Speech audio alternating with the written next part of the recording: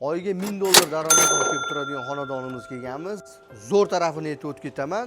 Nasiya savdoga ham sotib olsanglar bo'ladi bu xonadonimizni. Ko'rib turibsizlar, xonadonimizga kirishimiz bilan ikkita 6 ga 6 xolodilniysi bor. Bittasini ko'rsatib o'tib ketaman. Aka ochib ko'rsating.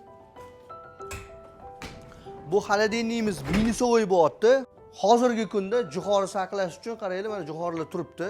Bu ichkari qaranglar, vaqti sovuq, to'g'risini aytadigan bo'lsam.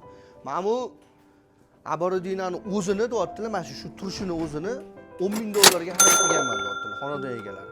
Endi ichkari kirib to'liq ma'lumotlar bilan tanishib o'tamiz.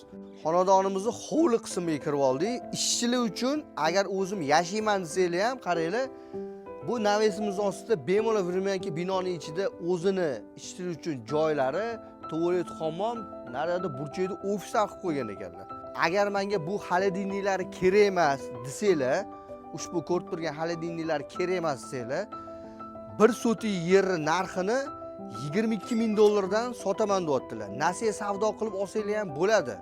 Qanchadir summasini berib turib. Yo'q, menga mana shu yerimizni hamma narsasi kerak, mana xolodilniklar ham, ikkita xolodilnisi ham kerak menga desanglar, bu xolodilniklari bilan $105,000 deb narxlayaptilar uy egalari. Adresga keladigan bo'lsak, Toshkent shahar, Sergeli tumani, Xonobod mahallasida joylashgan. Lokatsiyani Telegram kanalimizga tashib qo'yamiz. Pastda egalar nomerini yozib qo'yamiz. Aloqaga chiqib, o'zingizlar Nasiya savdo orqali bemalol chiroyli xarid qilsanglar bo'ladi. O'zingizlar ehtiyot qilinglar.